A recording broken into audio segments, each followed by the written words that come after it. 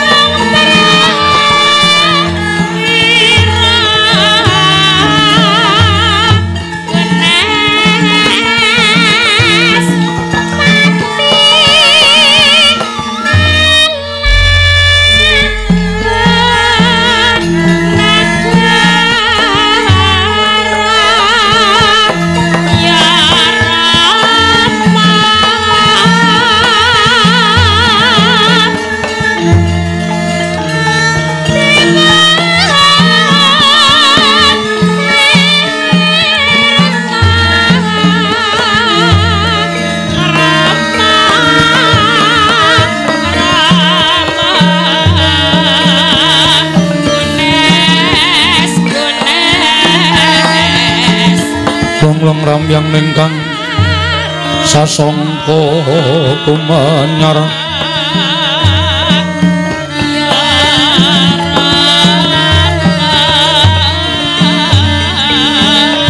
mangrengga ruming puri mangken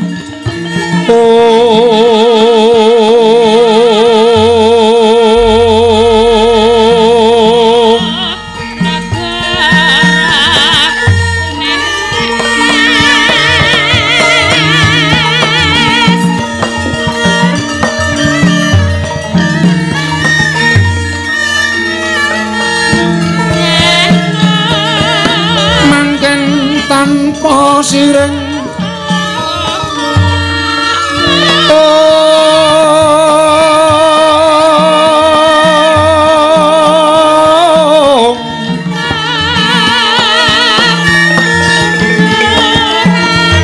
halep kang homamas mas morobeng langit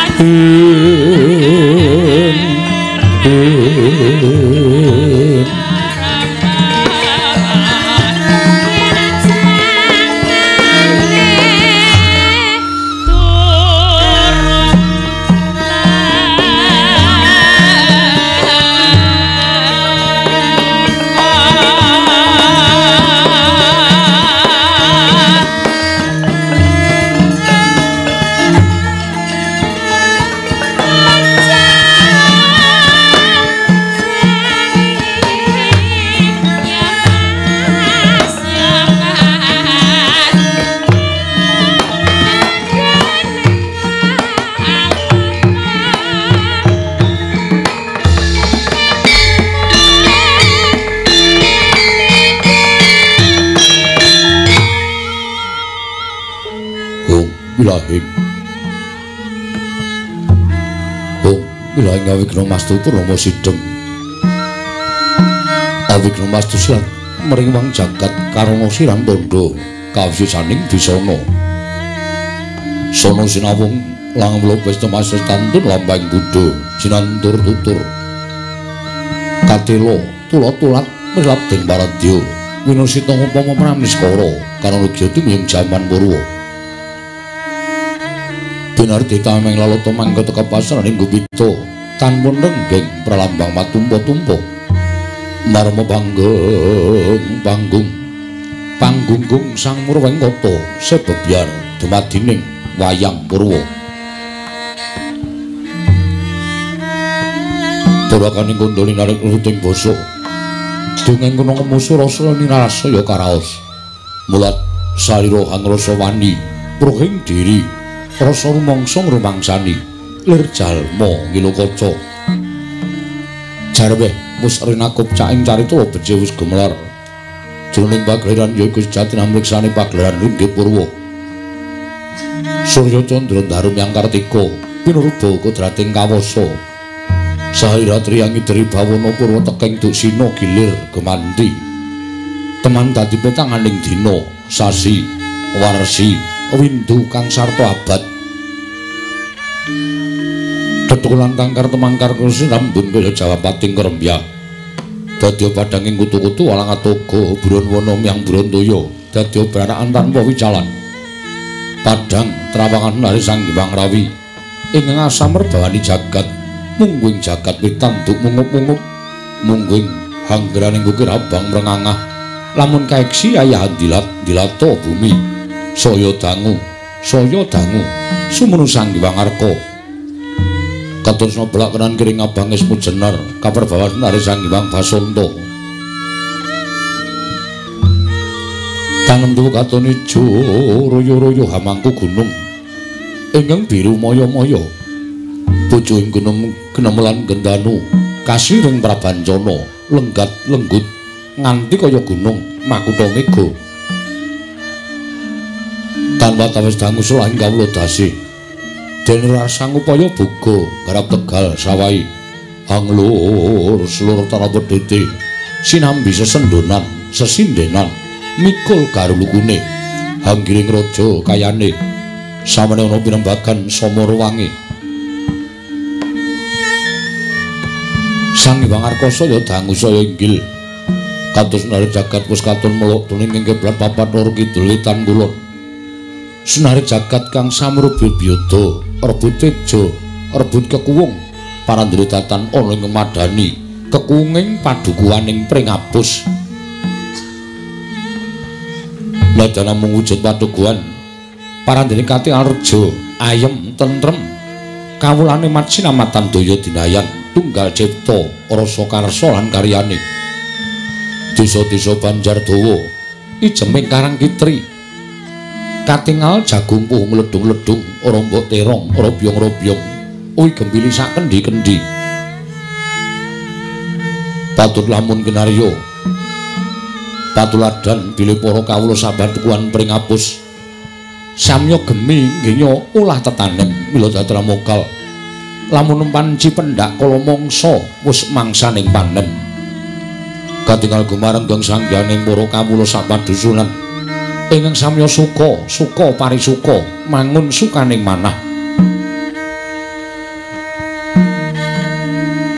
sapinggiring padukuhan wonten balumbang wening dadi padusaning para sumirat padusaning para kawula kumricik kang toya anjok ing pepancuran dadi pasabaning para satumina wader pariwirawiri ulam tawes angu jiwat kenes hakarya sengsem kang samya tumingal nalika semanten sinenten minangka dadi kegununganing padukuhaning pringapus menika warnane atmajaning Kilurah Semar ingkang wuragil nenggih ingkang ngawasta Kyai Lurah Bagong ya sang cepot ya bawur nadyan laduk kecul kumarucul wis kondang lamun kladuk wani kurang geduga parandining mangke pinarja dring sagung para kawula minangka dadya kamituaning padusunan pringapus krana ganya wasis maranata karukunan tuwin hadamel tentrem ayeming padusunan mila nadyan dugal kewarisan parandene tinresnanan dening sagung para kawula sak padukaning pringapus Risa juga Lurah Bagong nedeng lelenggan madyaning pendapi alit bali wis maning Lurah Bagong nalika semanten kagiat kadura wekasan duwi mulat rawuhipun ingkang Rama nenggih Kilurah Semar Badranaya sumawon ingkang Raka Kilurah Nalagaring sumawana Kilurah Petruk Kantong Bolong jroning batos hanggung bombong dene ingkang Rama iwah ingkang Raka sampun kemareng rawuh madyaning padukuhan pringapus palanjene mangke Lurah Bagong datang kepareng amadhar pangandikan amung sakedhap angunjuk sakedhap adahar ing jawi andher mlabar sanggen para kawula padusunan megamber mlabar yayah samudra datanmu tepi parandiring mangke datan wonten wiyosing pangandikan tidhem jinem madyaning padukuhaning pringapus kaperbawan wingit wimbaning Lurah Bagong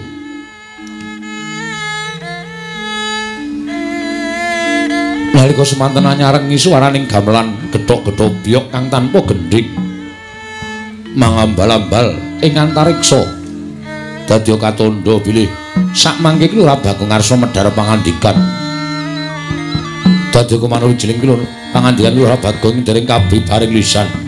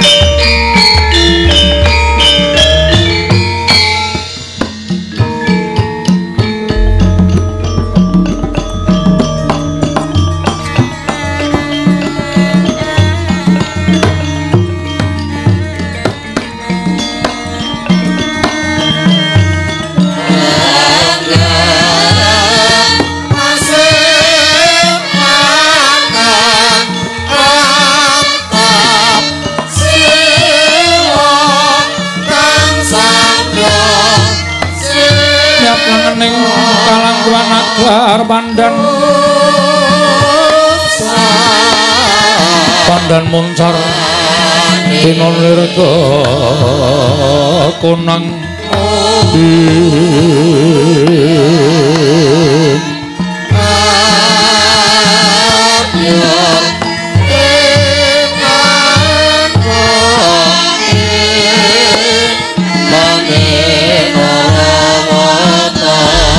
surem sorote tan padang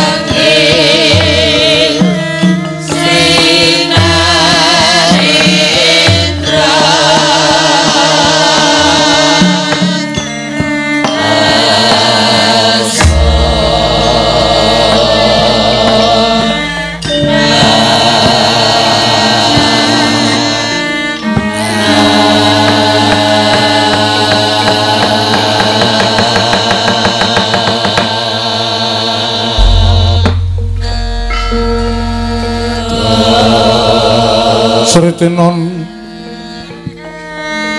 ning pasewakan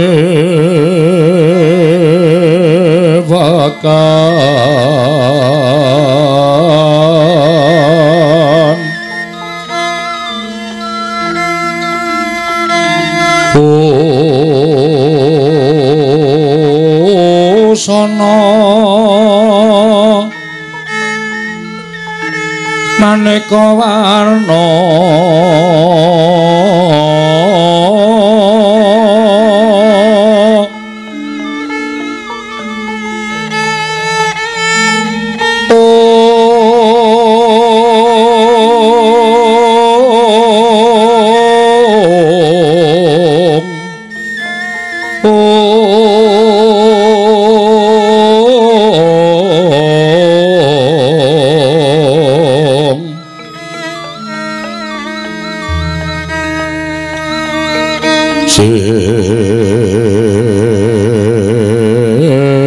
Pak Puspiteng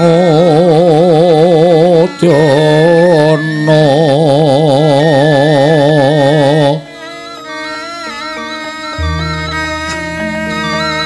Miang Banjra Sarwa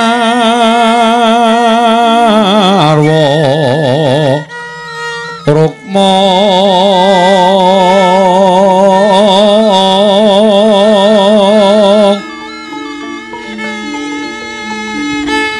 renggeng manik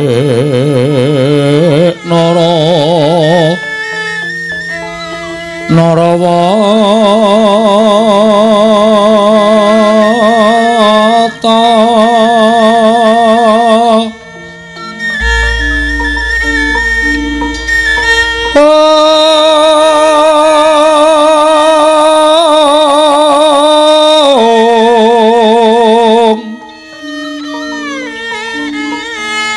Obro Prabanyo kang sumirat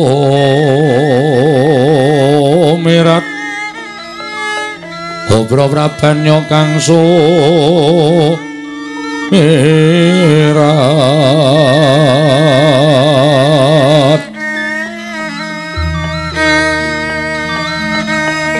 Kenyaring teca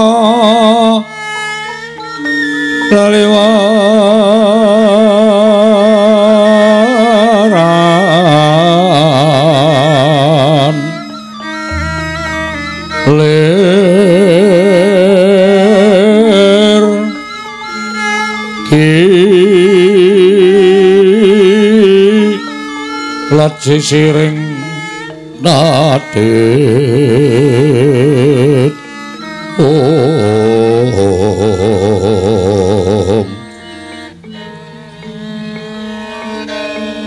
wimbo kekandamre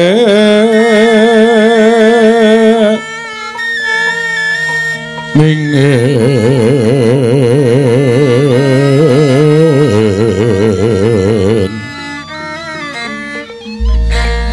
katiuping maruta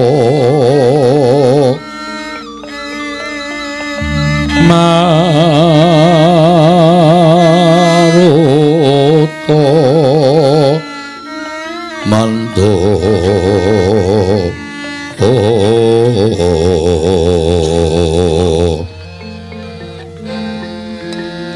saparan mangambar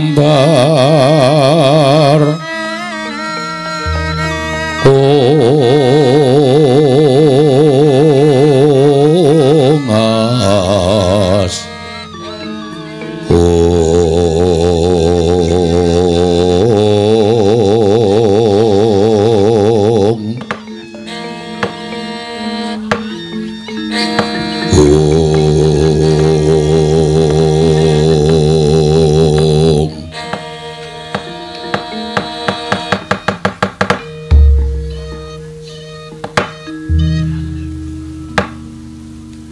Newangsuk ngono mangadili nuwe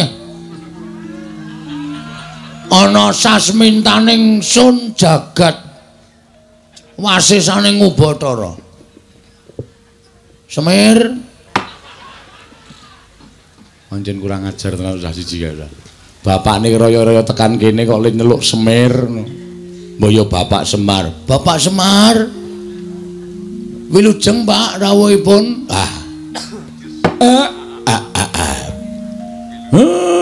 wong tuwa dibasani karo anak ki rasane ning ati kaya disiram tirta wayu sewindu. Rung adus wae, Pak. Sing ngomong rung adus apa? Iki mau kok arep siram.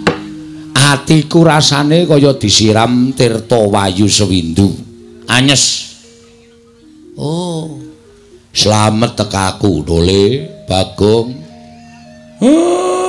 Aku ngaturake pamujiku Tampanana ya cah bagus. Kula pundi nggo jimat paripe ndayanana ing kasantosan. Amawa ana kabagyaning gesang kula. Bapak, pripun prayogaken nggih, Pak? Iya. Ya ming aku gumun kowe iki dadi anake Semar kok. Seprana seprene manggon ning kene kok lincak ora ganti-ganti. Nganti mbok tembel nganggo blabak kaya ngene iki. Nek pancen ora duwe iki nyuwun karo bapak. Mesti tak goleke utangan. Padha wae, Pak. Urip ora arep ngebot-boti karo wong tuwa. Prayogaken anggenipun lenggah Bapak Semar. Iya, ora kurang prayoga, Dole. Kamas nolo gareng. Waduh, sian. Biasane nek nyeluki tekle ngono. Ki Kang Mas Nala Gareng. Tata krama etok-etoke wonten Pasewakan Agung. Kang Mas Nala Gareng winantu ing Suka Basuki. Rawuhipun Kang Mas. Pangestumu, Dik. Slamet tekaku. Aku ngaturake pudya pangastawaku Tampanana. Kula pundi nggo jimat paripe ndayanana ing kasantosan. Dipun sekecakaken anggenipun lenggah Mas. Iya wis ora kurang prayoga. Kamas Petro. Wilujeng rawuhipun Mas. Wah, anteng atiku, Gong. Ayem anteng. Aku tok basane iki kaya anguk-anguk lawanging swarga. Empo gek mati. Lho. Tegese iki ayeme atiku prasasat kabagyan kaya nganguk-anguk lawanging swarga. Mengkono Kang Mas. Slamet to, Di. Pangestumu. Wilujeng Kang Mas. Prayogaken ya, Mas. Ya, ora kurang prayoga. Sabar sedhela Bapak Semar. Mboten wonten gangsal menit tumuli menika mangke unjukanipun medal. Iya. Ya wis aja kuwatir. Dadi ayem rasane bapak. Bapak kuwi mlaku saka Karangkadempel, saka kelurahan tekan kene. Nek sing jeneng wong tuwa ki rak ya mesti ngelak. Sami, Bapak. Kula nggih ngoten. Ya mung sing dadi kageting atiku, Bagong. Kowe kok dadak menehi undangan karo bapak. Dina iki kon tekan omahmu ki jane eneng ngopo? Malah tekaku bareng karo Gareng karo Petruk ki apa kakang-kakangmu ya tok wenehi undangan supaya tekan omah kene. Pancen leres mekaten, Bapak. Wonten atur ingkang badhe kula unjukaken kathokipun Bapak. Basa ora pethoke gayane basa. Badhe kula unjukaken ngersanipun Bapak Semar. Bab apa? Ngaten, Bapak. Ingkang sepisan sewu-sewu kalapatanipun ingkang putra diagung pangaksami dene kula mboten ngaturaken tata upacara ning kaprajan. Dateng Bapak Semar upami ai. Upami Bapak menika rawuh menika kula ngertos badhe rawuhipun tabuh pinten kula badhe nyawisaken bandosa. Kurang ajar tenan. Kreta kencana. Apa duwe? Kere kok kreta kencana. Ayo saura-urane titian apa-apa Bapak tok pethuk nganggo apa to apa. Badhe kula pethuk mawi titian kula, Pak. Saha nyawisaken Herminakata, Hermawar. Hermawar. Herminakata ing gone Ndara Dursasana. Hermawar kinarya amijiki ampeyanipun Bapak Semar saha amijiki ampeyanipun Kamas Gareng kalian Kamas Petruk. Wis rasah werna-werna. Sing jeneng wong tuwa karo anak ketemu slamet ki wis ayem atine. Lho. Lha pinanggih slamet teng pundi, Pak? Sing jeneng wong tuwa karo anak ketemu saras ki wis apik. Berarti nek niki slamet ana hubungan karo saras. Wah, wis goblok banget. Saras ki waras. Oh ngono panti pijet. Utuh. Terus slamet ki wilujeng. Ngono lho. Nek kira-kira ora iso basa rasa basa Gong, malah bingung Bapak engko. Pripun Pak ya tata kramane. Ya wis ora sandadak werna-werna sing baku Bapak wis tekan kene iki aku wis seneng. Mengkaten Pak. Lah saiki aku tak takon. Monggo. Kowe iki jane arep ngopo? Kok dadak nekake Bapak? Wah mboten mungkin, Pak. Mboten mungkin kalau teger nekak Bapak. Ngrawuhke Bapak ana ing kene iki karepmu piye? Ngene, Pak. Selasa basa wae, Gong. Oh ya basa. Mekaten, Pak. Niki kan ora kaya wong muni basa kok niki kan. Menika kan, menika ora sanggokan. Engko ngelak ora. Menika apa ping pindho? Sagedagan menika ya apik. Titi wanci menika, Pak. Menapa to sebabipun dene kula ngawontenaken pepanggihan keluarga. Keluarga ageng Bapak Semar Badranaya. Kula caosi prisa, Pak. Niki kan pun meh habis masa bakti kula. Ngono. Nggih, Pak. Ning kanyata, kira-kira sasi November niku pun entek, Pak. Pun telas masa bakti kula.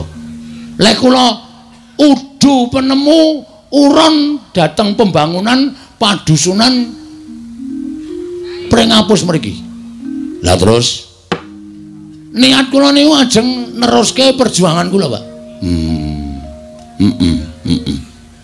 Perjuanganmu ing babagan anggen kula ngesuwi para kawula sak padukuhan ing Prengapus. Menika badhe kula terasaken namung keramikipun dereng gadah, Pak. Terasaken bangun teras terusaken dipun terusaken krana sakathahing para masyarakat kawula sak padukuhan pring ngapus menika kanyata menika tasih setuju menawi kula menika tetep madheg minangka dadi kamituaning padukuhan pring ngapus ketitik kula niku mboten wonten mungsuhe Pak. Iya. Ha niki sing kula pacak dadi mungsuh kula bojo kula Pak. Oh iya. Supaya sah ing samukawisipun. Kuwi tegese lemu mranata para kawula kuwi apik, ngono, becik. Dasare kowe ya srawung karo masyarakatmu, srawung kawulamu. Ya ora, nggih Pak. Ning nggon tata cara apa wae kerepotaning masyarakat kowe teka. Ana ing kabagyaning masyarakat kowe teka. Masyarakat kesusahan kowe ngetok, masyarakat padha seneng kowe ya ngetok. Kuwi jenenge kowe srawung apik. Mula ora ana liyane kejaba kowe kudu neruske perjuanganmu melawan Belanda. Ora. Perjuanganmu nggonmu nata marang padusunan iki. Mekaten, Pak. Nah. Intinipun kula ajeng nyuwun pangestu kalian Bapak Semar. Tak pangestoni. Kalian nyuwun Prabeya. Lho. Sing arep maju jago kowe kok kowe njaluk Prabeya aku. Ngengeti bilih kula menika mboten nggadahi celengan, Pak. Iya. Ngengeti bilih kula menika ugi nuwun sewu tiyang mboten gadah ning dipercaya dening para masyarakat. Nggih, kados pindu pundi malih kula tetep kudu maju minangka dadi pengayomaning masyarakat nerusaken dhateng pembangunan pedukuhan pring ngapus. Niki ngaten niku, Pak. Lah, mula kula nyuwun dukunganipun, Bapak. Iya. Bapak kula pacak minangka dadi tim sukses kula. Iya. Ya, Sampeyan Bapak kula jaluk supaya ampun tilem dina niki. Wong tuwa melek teka saka iki tekan sok November ora mudhar ya ning ya. Ayo aneh-aneh ora. Sambi nemplekke gambar-gambar, Pak. Oh. Lambangmu apa, Le? Yamaha 75. Lho. Sing jeneng pilihan kuwi mesti lambange bangsa jagung utawa bangsa pari kuwi mengku lambang dewi-dewi. Nek pari iki kesejahteraan pangan lan sak piturute ngono kuwi ora kok Yamaha 75. Ha iki pemikirane wong ora cerdas kaya ngene iki. Oh, mergo apa kok gambari montor. Kita harus bergerak cepat. Ngono, membangun desa kudu bergerak cepat. Cek dengan pemikiran yang lugas. Apa sebabnya aku nggak kabar motor selah sepisan langsung muni Yamaha 75 kebule tekan ngendi-endi. Tegese kuwi nggonku srawung karo masyarakat iso tekan ndi-endi. 75 wis dadi tembung terus tanggap ing samu barang lir. Usaha. Wong ki nek urip tanpa direwangi usaha ora bakal iso kelakon penjangkane. Jiwa besar. Usaha meneh, usaha wis ping pindho. Hasilnya akan kelihatan. Langkah pertama kita memajukan masyarakat. Inilah pemimpin yang luar biasa.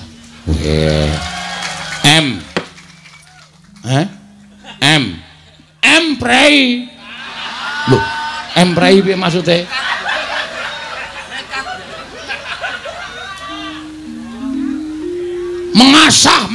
Mengasuh. Iya.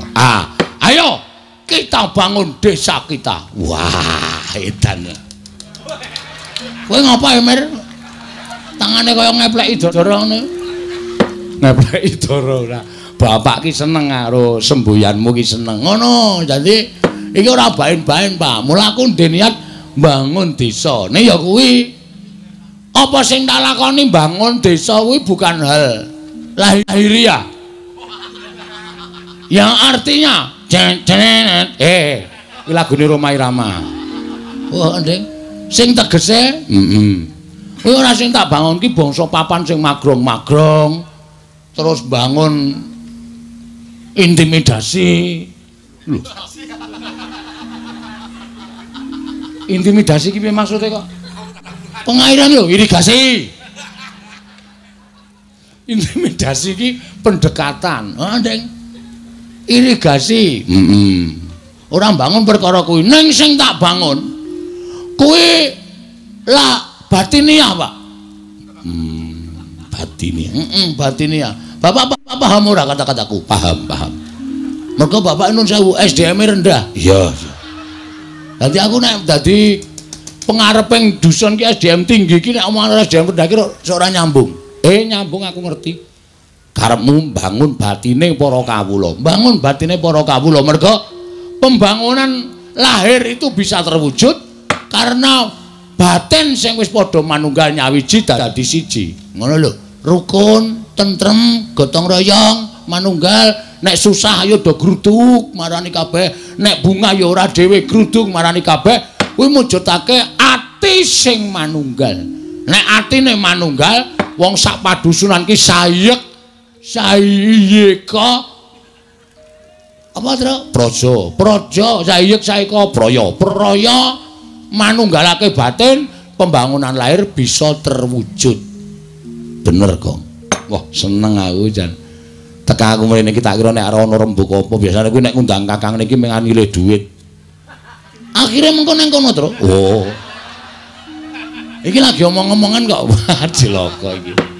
Aku wis omong sih. Ngono lho. Ya, apik. Terus piye, Gong? Ayo kuwi mau. Mula iki aku arep bangun batine kawula sak padusunan. Carane kabeh kudu tak klumpukake. Setiap saat tak tekankan bahwa ya nek kita itu satu negara. Ya.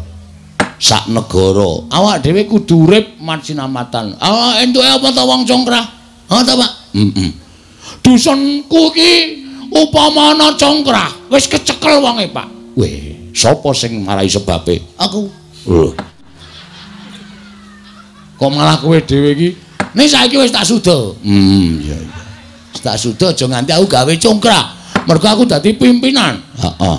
Supaya kabeh ki iso manunggal tetunggalan sayuk rukun karo kancane. Ya Mas wijarane. Tekan nyinden barang malah. Ngono lho, Pak. Lah iya. Apik to, Le. Lah terus saiki bapak tok jak rene iki jane arep ngopo? Nyuwun donga, Pak. Oh iya. Sing jeneng anak nek duwe karepan tanpa dongane wong tuwa. Mbok nganti sirah dienggo sikil nek nganti kelakon. Mergo wong tuwa iki tumrap aku Gusti Allah katon. Bener. Bapak iki tangan tengene sing gawe urip. Nek bapak ora paring pangestu, arep aku menggebu-gebu, tidak akan berlaku. Weh. Iso kabeh ta, Tru? Heeh, pinter. Ngono lho. Dadi aku bapak rawone tak suwuni pangestu. Angka 2. Kakang-kakangku ya tak jaluki pangestu mergo kakang-kakangku kuwi tumrap aku iblis katon. Setan tenan. Bapak iki di pihak yang baik. Nyuwun 3 Mas kagem bapak kula. Ora urung dijalukke panitia. Sing gedhe pangapuramu Pak gula kuntek. Weh. Ya wis ora apa-apa ora. Tak suwunke panitia ya, Pak. Engko diwakilke dalange sik mangan. Wah iya wis ora apa. Ora apa-apa dole. Ngono lho. Nyuwun pangestu lan aku nyuwun karo bapak supaya sak suwene iki bapak nunggoni karo aku. Mergo kekuatan sing paling luar biasa tumraping Bagong ki mung Bapak Semar. Syukur nek kowe isih percaya karo aku. Lah kok kon percaya sapa? Wong bapak ki bapakku. Iya. Ngono. Sak ngendikane bapak arep tak estokke. Sak dawuhe bapak arep tak estokke. Aku tok kon ngopo, Pak? Biar dek zaman pertama aku nyalon dukuh pring apus, tok kon kungkum. Aku ya nglakoni 40 dina 40 bengi. Kowe dawuh karo aku, wong prihatin ki ora njaluk karo sing mbau reksa. Wong prihatin ki ora njaluk karo sing tunggu kali, karo sing tunggu guwa. Ning golek papan sing sepi sepen kuwi supaya eling karo kelakuane sing biyen, resik jiwa lan batine. Aja nganti tumindak dosa, nyuwun pangapura marang ngersane Gusti lan nyuwun supaya diilangi dosa-dosane sarana awake dhewe nglarani awake dhewe. Satata wong papa utawa sebut tapa. Wah. Kok mletik ya. Ha iya. Iso ngartekke kaya ngono. Wong ki anggere cegah dahar, cegah guling, ora maem ora turu. Kowe ora kok piye-piye ning ngrasake wong sing sengsara uripe, kadang kala mangan wae ngrekoso, turu wae ra iso. Lah awake dhewe kudu iso nirokke lelakone wong sing sengsara kaya ngono kuwi disebut tapa. Neng kali lakoni wiritan. Iya. Ngono ta, Pak? Terus aku dikon petruk, kon ngebleng ning jero kamar. 30 dina 30 bengi. Kuat kok kowe kaya kuat lulus wedian. Ampuh kowe. Heeh. Dhewe karo bojoku. Aku ngebleng bojoku mbligung. Wis ora ana empere kaya ngene. Ora pas kok ya. Ora ana kegiatan ning jero.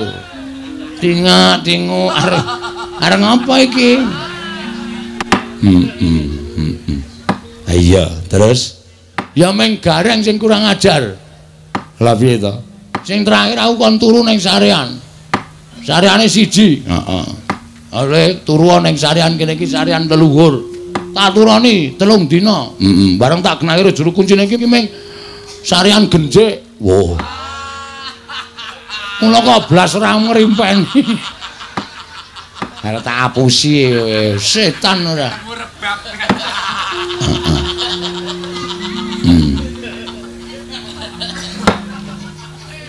Ning aku nganu, Pak. Piye? Aku jane ya arep matur karo bapak. Arep matur apa? Sasuwene aku ki entuk mandat saka rakyat. Nek pancen aku ki arep kepilih meneh mergo aku ora ndek mungsuh. Iya. Iki ana sasmitaning dewa, Pak. Sasmita dewa sing tok tampa, metu marganing pasumpenan. Siji, aku iso kelakon yen aku kudu disarati dusunku iki kudu dipendhemi utawa ditumbali pelem pertangga jiwa. Kuwi jane nanti to Pak golek. Karo Jambu Dipa Nirmala. Sing angka 2 ana dewa sing menehi sasmita. Bagong nek kowe kepilih meneh, sok nek syukuran kudu wayangan meneh. Masyarakate do guyu to? Setuju to? Provokator kuwi jenenge. Konjur sing ditanding kok masyarakate. Amen ra apa-apa nek ora ngono ndak ora sida. Iya. Ha kowe pertangga jiwa Jambu Dipa Nirmala iki jane iso foto, Pak. Ya ora bab sing gampang. Ning kuwi bab sing angel, sebab kuwi ora ana tukule ning jagat. Lho. Tukule nanti, Pak? Malam pertangga, rasa nganggo. Ta. Marai arep watok aku iki. Semar iki pancen ngene iki. Ngandel ora? Sing jeneng. Kok jeleng ora? Semar ki ya entuk kleru. Wong MC-ne mau ya kleru. Harmoni mugi-mugi kok mugi-mudi. Mergo ketrikel lilate. Nah, mesti kleru mugi-mudi. Wis kebacut seru. Ha iya.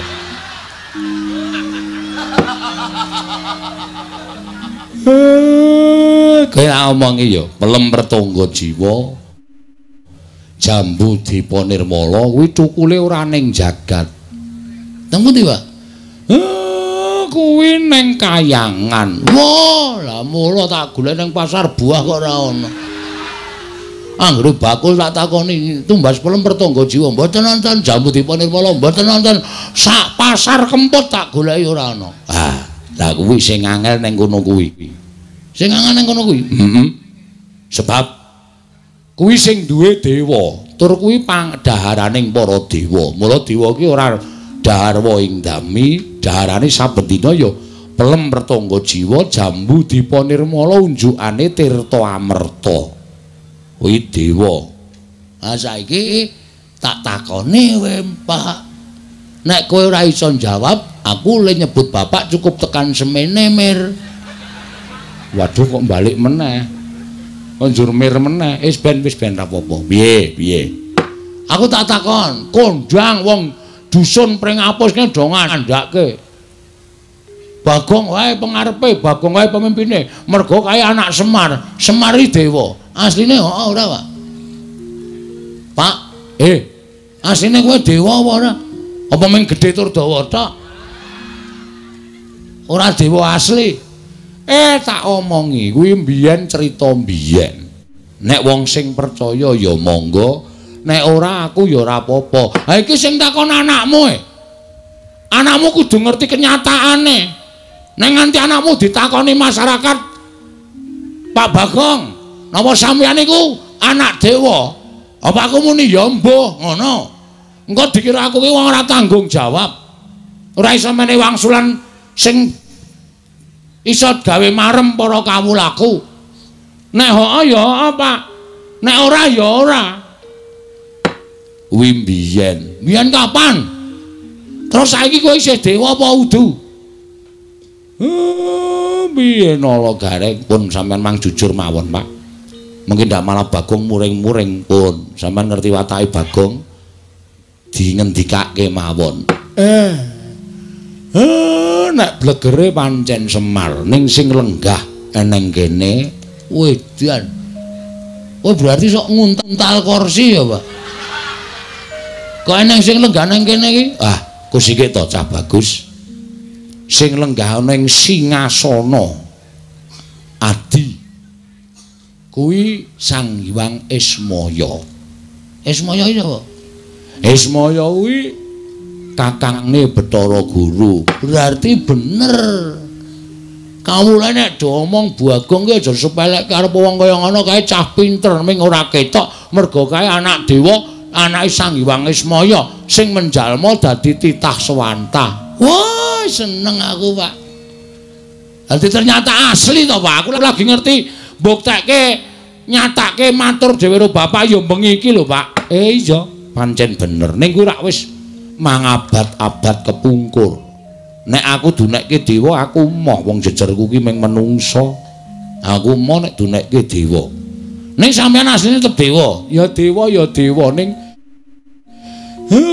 dewa sing kon mudhun ana ing jagat dadi titah swanta. Kok iso? Nek kowe upama urip ning kayangan rak aku barang ki melu sugih to, Pak. Ora kere kaya ngene. Siji pesti loro jodoh telu tibaning wahyu kuwi sing ngatur sing kuwasa. Pestine Semar kudu urip ning donya. Nek jane aku ya ora karep ning gandeng wis dipesthekke ya wis kepiye meneh. Ha sebabe apa to, Pak? Nek tak critake engko ndak dawa. Ora apa-apa. Santai wae to. Mbiyen aku kuwi kakangne Bathara Guru, bapak kuwi Sang Hyang Tunggal. Oh, ora ndek dulur, ora. Sang Hyang Tunggal ki nalika semana garwane nglairake wujude endhog. Waduh. Endhog? Banyak apa bebek? Wis wujud endhog ngono wae. Lah endhog mau lahir dadi bocah telu. Kulite dadi Tejamaya, putihane dadi Ismaya, kuningane dadi Manikmaya. Wong telu kuwi sing paling ora rukun dhewe ming si Manikmaya. Sing ragil senengane meri karo kakang-kakangne Ismaya karo Tejamaya. Nganti sawijining dina aku kuwi lagi regejegan karo Kakang Tejamaya. Istilahe gelut. Masalahe rasa takon perkarane. Kalodhangan kuwi digunakake karo si Manikmaya nggo wadul karo bapakne Sang Hyang Tunggal, Rama Kakang Ismaya Kakang Tejamaya sami Pancabakah sami peperangan amargi sami rebat kepingin dados dewaning para dewa ning jane ora ning merga Manikmaya kuwi sing jane kepingin dadi dewa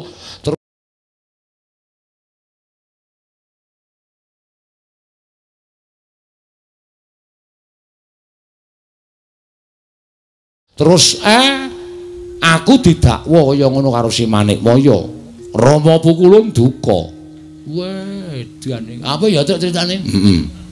Terus Rama Pukulun duka didangu Tejamaya Ismaya kok ngono pakartimu kok kepengin nyahak wenanging wong tuwa.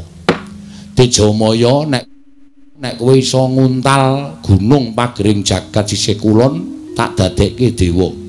Ismaya nek kowe iso nguntal pagering gunung jagat sisih wetan kowe tak dadekke dewa. Pak Demu Tejamaya cangkeme nganti dijembar-jembarke nganti suwek. Mula cangkeme Togog kakangku kae kepleh-kepleh. Dadi rusak awake. Aku nganggo igo. Gunung mau tak serot. Sawetara saperangan mlebu ning wetengku mula wetengku jembling kaya ngene iki.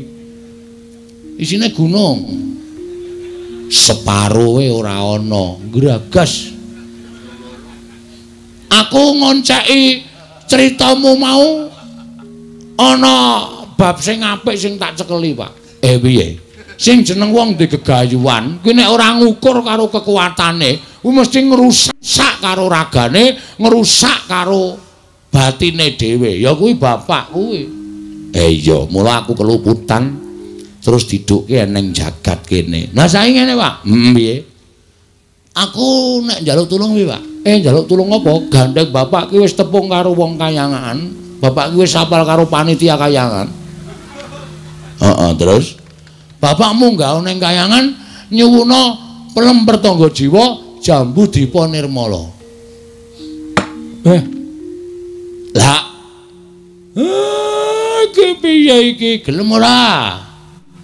Kowe nyetujoni aku dadi pimpinan meneh ora? Nek sampean ora gelem, berarti sampean arep menjatuhkan aku di depan masyarakatku.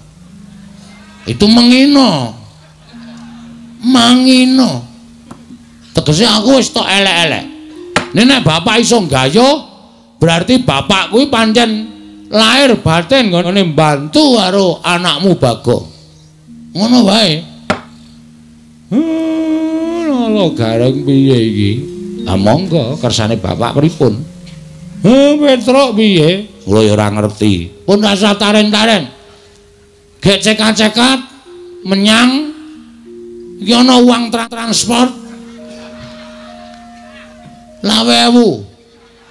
Selawewu tekan kendi gong, tekan kayangan kok selawewu. Pripun, Pak? Nek upama aku rasa munggah ning kayangan piye? Lah terus adikku guruwe tak undange mrene. Weh lah iki ngetoke ketrampilan kesektene bapak. Coba guru kon mrene ning aja sak murite lho nak ngebabaki. Gurune tok wae. Iya, ya. Gurune tok. Engko ndak ngebabaki aku malah kewan le nyuga aku. Iya. Tak matek aji ya Bagong matek aji pameling. Bathara Guru men tekan ana ing kene kowe matura dhewe sak karepmu entuk karo orane ya sak karepmu aku ming sak derma nglantarake nggih Pak ngestoke dawuh Ratune Ratu Tama Badhe Patelino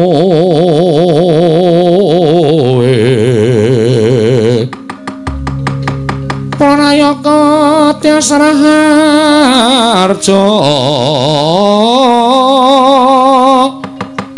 Panegare becik-becik Parandene tan dadi taliasing kala bendu malah bangkit mangkin ndatra rupe kang ribeti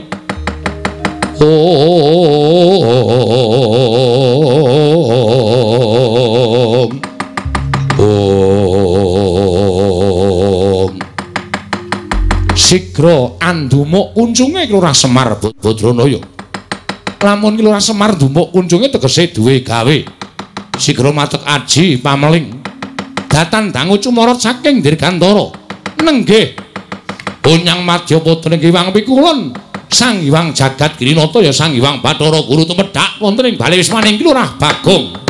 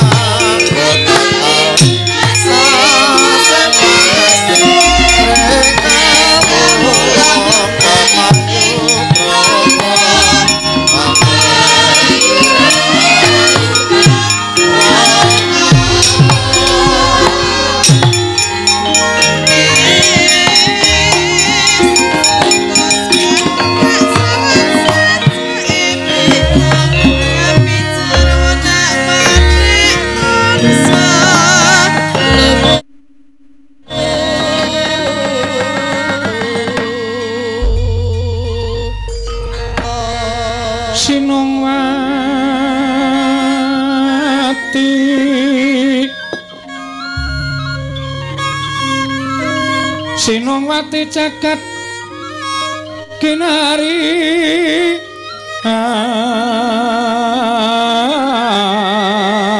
among mbak lumembak ombak ing samudra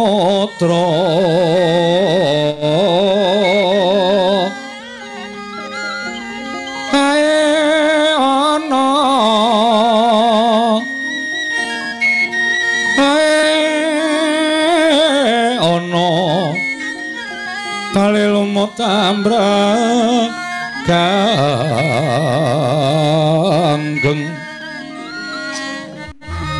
awita denceng dencengan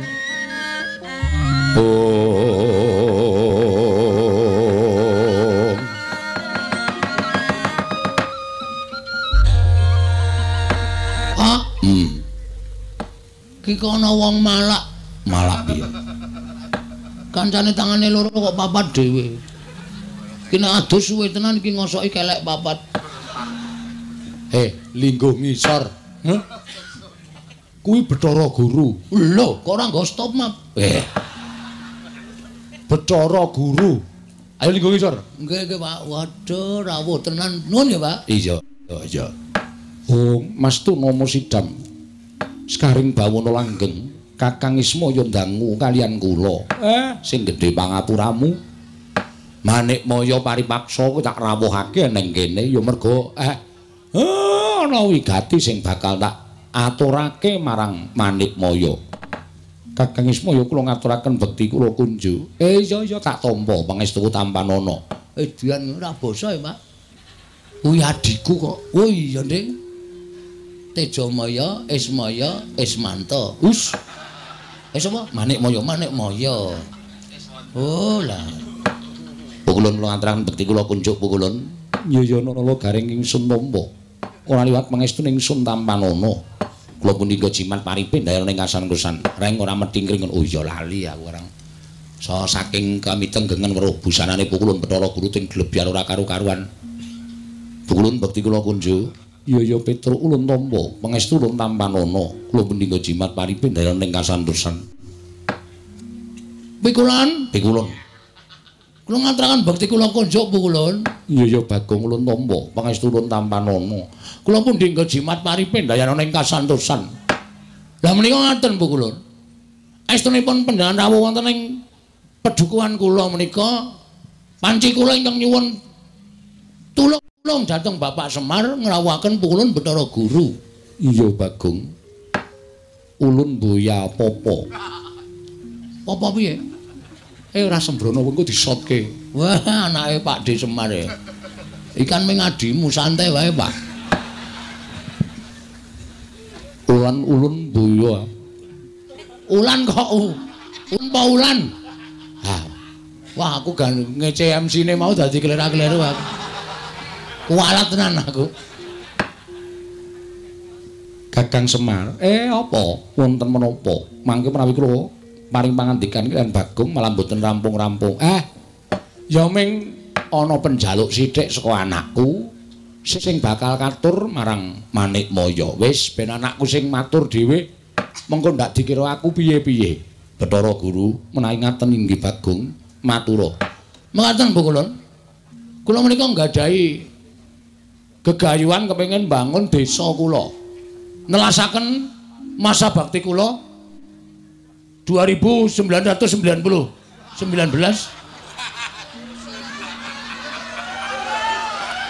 mau ya kleru ta Pak?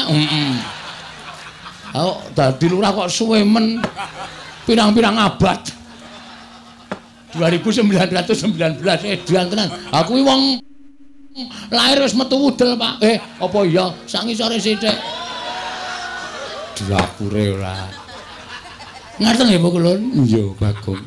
Kula kepengin bangun dusun kula niki. Ning kula niku entuk sasmitaning gaib. Sing nalika semanten kula nglampahi sari naritis sesemek ron Rajamala abebantal boto sarembak. Gayane iki lho. Kowe turu ning tritisan ki tritisan ngendi? Wong tritisan metokne kandang pitik ngono kok. Ha ning dhuwur kandang pitik. Oh. Sing penting nek ning tritisan. Entuk sasmitaing gaib.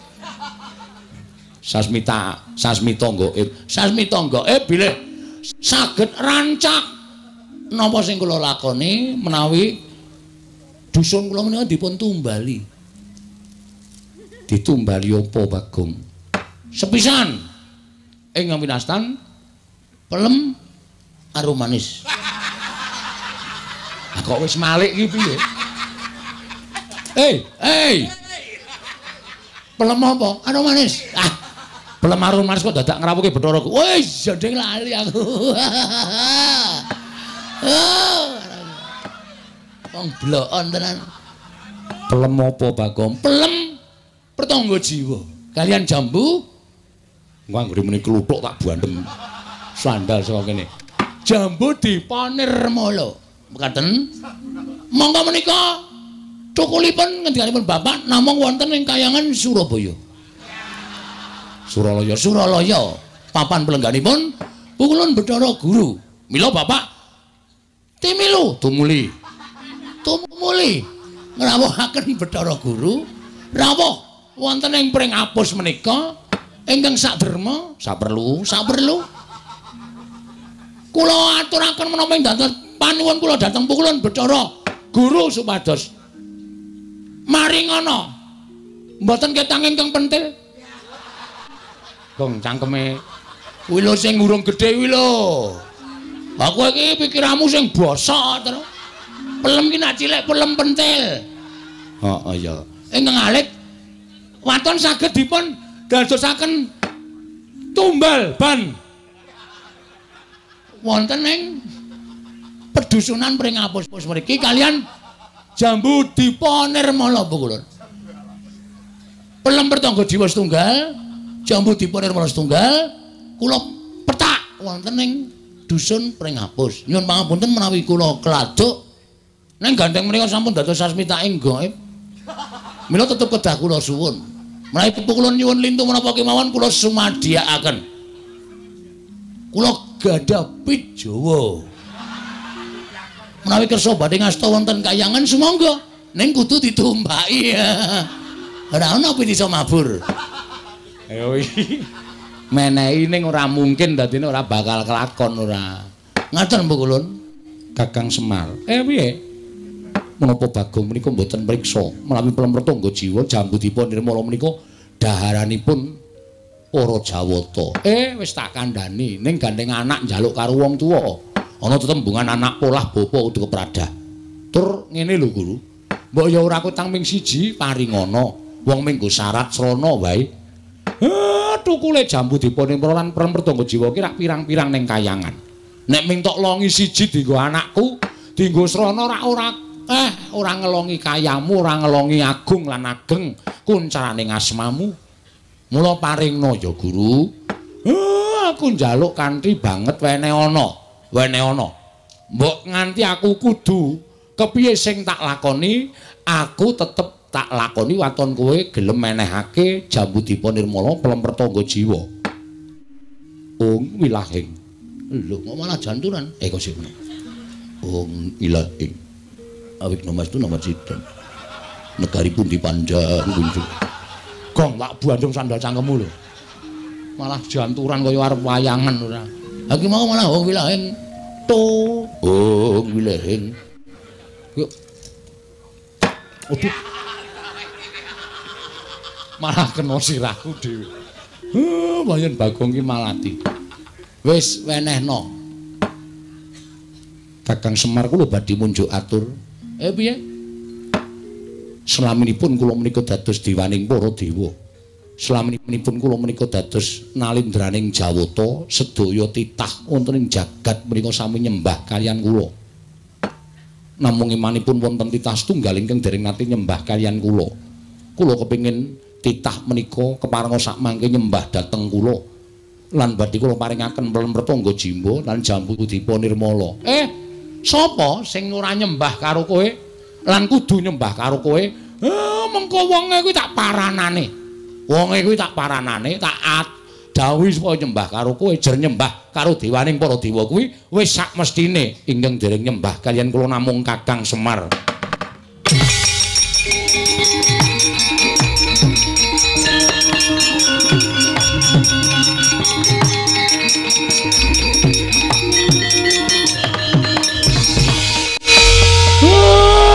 Pancen kuwi syarate. Nadan aku kudu nglesot ning ngarepmu tak lakonane. Ben napa sing dadi penjangkane anakku iso kelakon. Jangan, Pak. Aja. Bagong, menapa sing tok karepke kelakon? Aku sing ora entuk. Aku ora tegel bapak klesotan ning ngarepe Bathara Guru. Bathara Guru kuwi adimu to? Aja. Wis Pak ora apa-apa. Aku ora diwenehi Jambu Dipa Nirmala ora masalah. Kowe ngerti to? Aku duwe kepinteran nyolong. Wis rasah njaluk ngacolonge kayangan. Angel sole kayangan kuwi rapet-rapet to kaya apa sangu linggis. Arep babah kaya mbiyen. Ora iso kayangan kok dibabah ki ora iso. Setro, aku mangkel iki ora jandruk. Mangkel piye? Wis aku lara ati aku. Karo ngendikane Bathara Guru sing tledhak ning bareng tekan pungkasane padha kok nyocok nang rasa. Gong, iki dewa lho. Wis ngerti aku apa ngene bakul bakso. Aja kurang ajar ora sak penakmu dhewe. Wis men. Arep dewa iki nek sak dhewe bapak kok nyembah. Aku ora etuk. Aku ora mentolo, Tru. Aku jane yo ngrasake lara atiku, Gong. Oh jagat ki dadi paseksen. Nek bapake kakane Bathara Guru, tata krama ya tata krama ning ora kaya ngono kuwi. Nuwun sewu lho pikulan. Pikulun.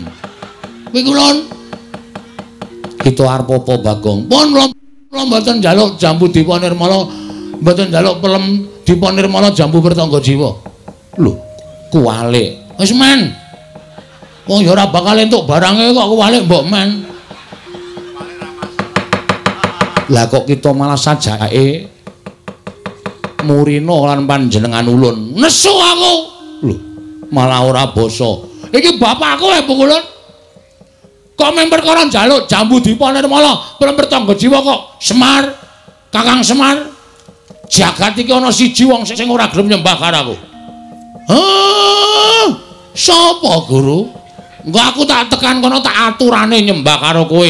Sing ora gelem nyembah karo kula namung Kakang Semar. Aku ateges secara tidak langsung sampean ki akon bapak nyembah karo sampean. Ha ta? Ha ta? Aku mau nek syarate anake kok kudu ngorbanke harga dirine bapak. Enggak bisa. Aku enggak bisa. Nek carane kaya ngono, alon aku terima mundur wae. Kuwalik. Lagune kuwalik, main ra apal kok sakarepku. Kuwalik ya men aku kuwalik ya nekat kok. Sok deleke kuwalik ben aku ya. Aku ora trima. Ning sampean mang titeni. Sampeyan ora menehi jambu Dipa Nirmala Pertangga Jiwa. Aja sambat nek nganti ilang sakwite.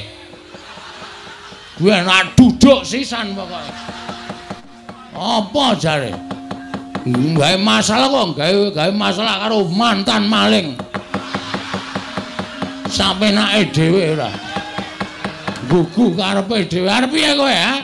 Lho, kita malah wani karo panjenengan ulun. Sing tak wedeni apamu? Yen ngono kita ora bakal ulun paringi. Aku ngruda paripeksa. Apa kita wani karo dewa? Sik to, kowe kita iki sapa ya? Wah, iki sing ora paham Bagong. Gong kita iki kowe. Tak tanya modar kowe. Bapak ilin jenengke aku ngrekoso dibancaki barang emeng diwalik kita. Wangun Bagong karo kita. Kita nek aku nyebut aku pamane dewa aku nyebut kowe kita. Nek kowe nyebut aku ulun. Ulun piye? Sing ulun sapa? Ulun aku.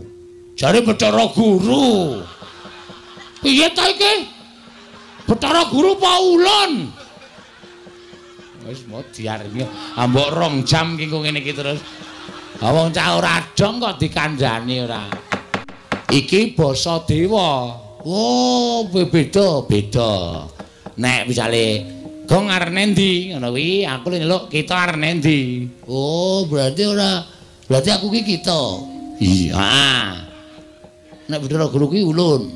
Heeh. Aku kita. Ajare kita aku. Sing positif to. Mboten ajeng aku mboten ajeng ngomong kula, Pak. Mumet sirah kula. Sabanjure kepiye Bagong apa kita tetep bakal njaluk jambu Dipa Nirmala Pertangga Jiwa. Nek purun mboten maringaken kula tetep mruda paripeksa. Yen ana apa kita wani lan para Jawata. Nek jane mboten. Ning gandeng nuwun sewu niki kebutuhan rakyat. Napa ta sababe kula ngeboti plemper tangga jiwa Jambudipa Nirmala? Merga niki kebutuhan rakyat pring apus niki kedukuhan pring apus. Nek nganti kula ora iso plemper tangga jiwa Jambudipa Nirmala entuk, ateges rakyat kula sengsara. Daripada rakyat saya sengsara, lebih baik saya yang harus menjadi apa ya? Korban demi kesejahteraan rakyat. Wah, jangan tepuk tangan. Apa gunanya tepuk tangan tanpa saweran? Urung nembang kok wis saweran. Aku mundur alon. Kowe apal kuwi, aku sedira nyetel kuwi. Oh. Kempol cawet, kempol cawet. Cendol cawet. Kempol cawet ora.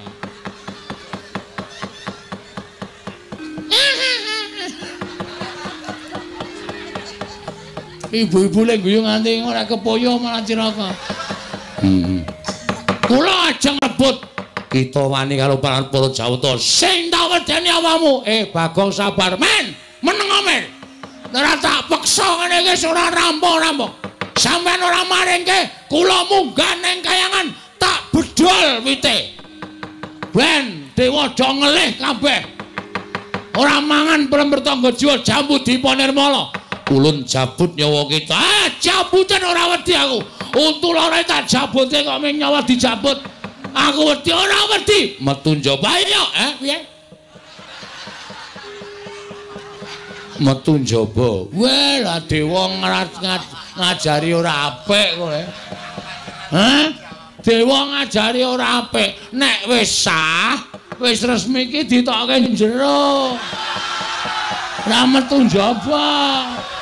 Oh, kurang ajar kowe ra.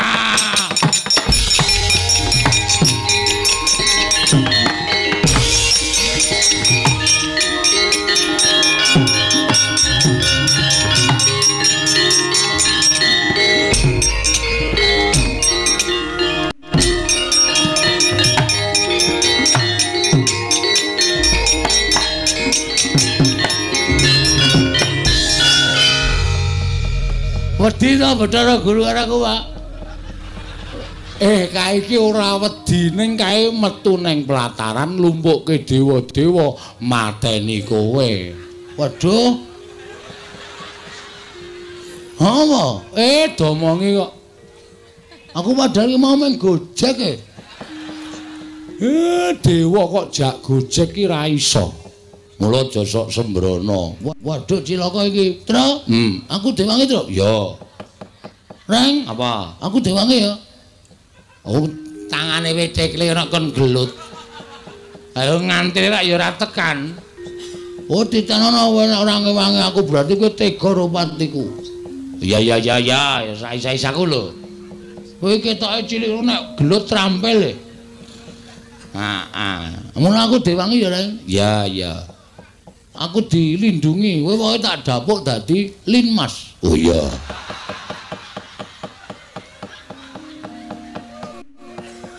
Linmas kaya ngene iki sing wedi sapa coba? Linmas kok ting gendiek-gendiek ngene. Sing penting getakane kok, Tru. Getakan sempritan sing penting. Ha iya ora. Wis Pak, Bapak rasa kuwatir, tak tanggunge Pak, rasa wedi. Ngono ana apa-apa piye? Saya tak takon. Oh tresno ora aku? Aku tresno. Nek kowe tresno, mengko nek Bathara Guru methoke aku arep mateni karo aku. Pethoke ya, Pak. Oh iya. Ya? Anake Bathara Guru jenenge sapa? Bathara Indra. Sisan kuwi pethokno sisan, Pak. Oh iya. Terus liyane oke. Penyarian Yamadipati, Mahadewa, Bathara Brahma, Bathara Sambu.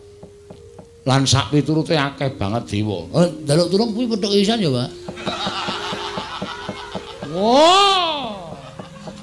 Coro. Trenggiling. Ngono. Misuwi kok ora wangun to, Gong.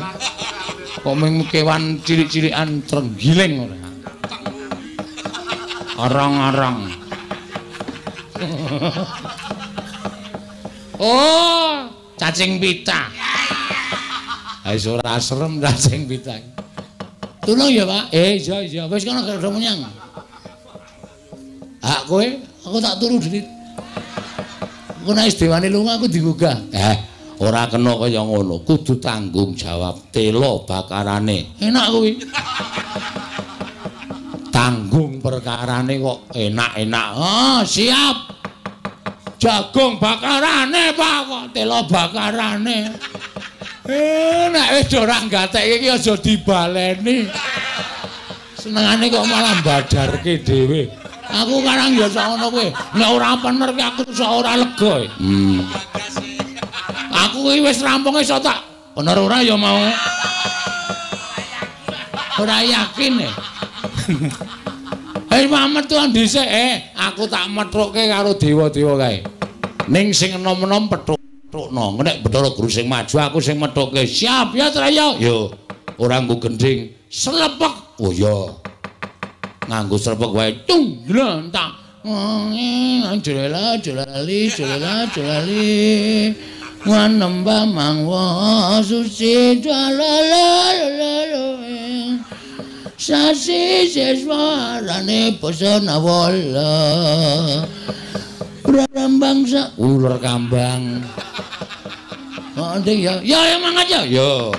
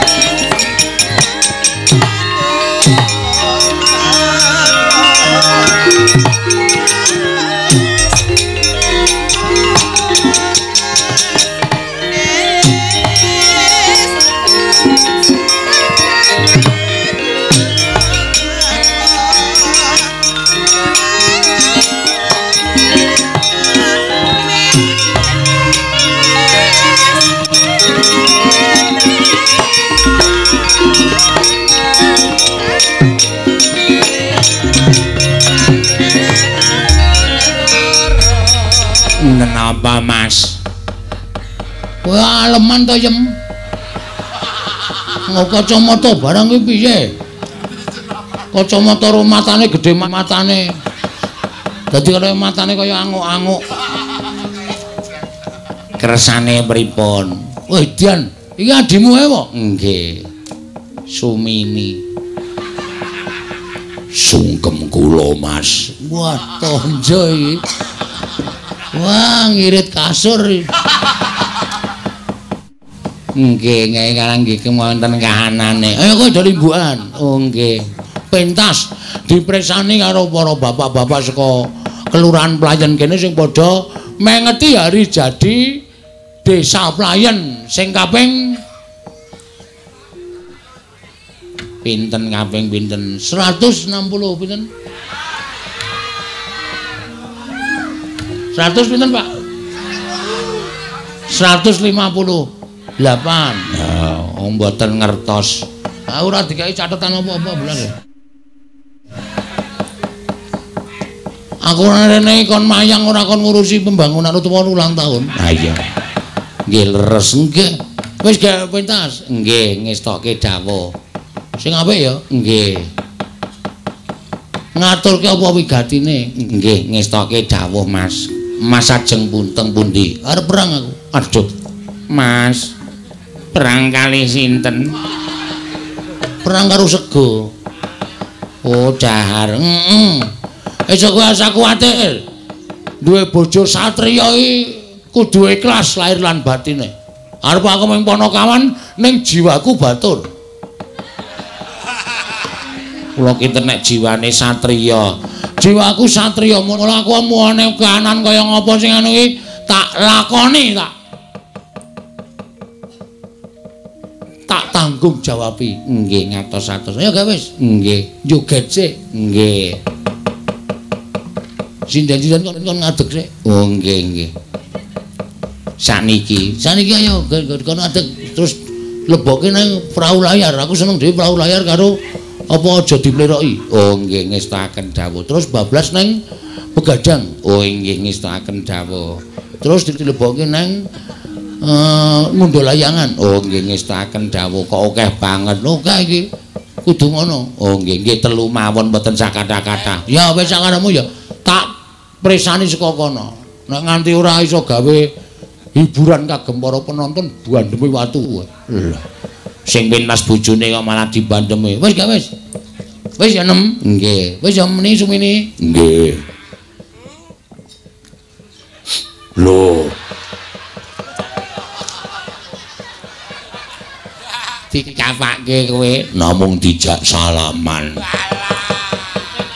Kaya ana suarane mak ngono. Mboten kok Mbak Yu.